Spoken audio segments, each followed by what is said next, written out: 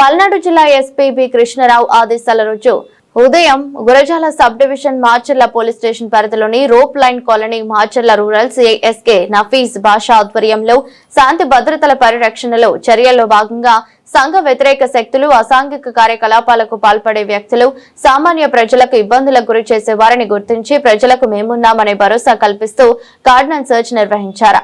Cordon search కార్యక్రమం నందు police అధికారులను సిబ్బందిని 7 బృందాలుగా విభజించి రౌడీ షీటర్లు, ట్రబుల్ మాంగర్స్, పాత కేసుల్లోని నిందితులపై ప్రత్యేక నిఘా, ఇల్లు పరిసర ప్రాంతాల్లో విస్తృత తనిఖీలు చేపట్టారు.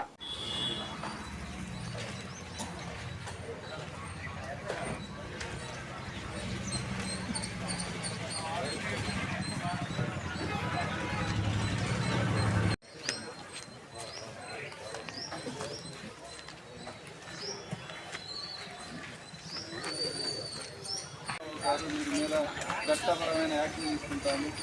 అట్లాంటి గంజాయి మత్తు పదార్థాలకి దూరంగా ఉండండి. ఇంకోటి